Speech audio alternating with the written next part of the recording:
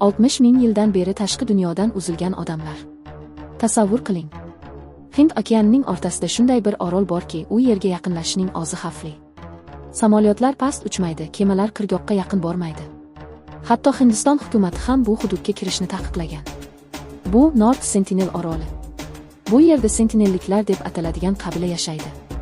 Olimlar ularning ajdodlari minglab, ehtimol o'n minglab yillar davomida tashqi dunyodan deyarli uzilgan holda yashab kelgan bo'lishi mumkinligini taxmin qilmoqda. Ularning hayoti bugungi zamonaviy dunyodan butunlay farq qiladi.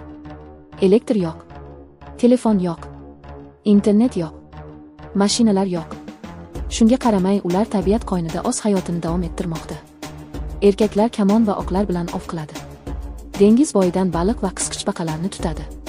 Ayollar mevalar, ildizlar va yovvoyi o'simliklarni yegadi. Oziq-ovqatning deyarli barchasi tabiatdan olinadi.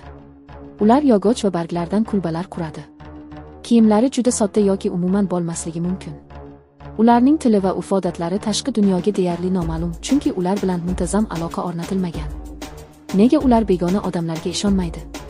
Tarix davomida orolga yaqinlashgan ayrim odamlar kamon va o'qlar bilan qarshi olingan. Shu sababli Hindiston hukumati orol atrofida himoya hududi tashkil etgan. Bu taqiq qabilani tashqi kasalliklardan himoya qilish uchun ham muhim. Oddiy gripp yoki boshqa infeksiya ham ular uchun juda xavfli bo'lishi mumkin. Olimlar ularning sonini aniq bilmaydi.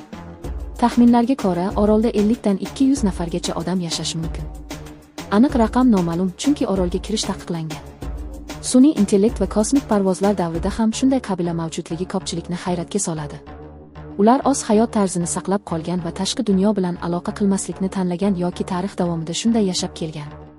Ehtimol, ular uchun eng katta boylik, tinchlik va tabiat bilan uyg'un hayotdir. Sizningcha, bunday qabilalarni o'z holiga qo'yish kerakmi yoki ular bilan aloqa o'rnatishga harakat qilish kerakmi? Fikringizni izohlarda yozing. Shunday qiziqarli va sirli mavzularni o'tkazib yubormaslik uchun kanalga obuna bo'ling va videoga like bosishni unutmang.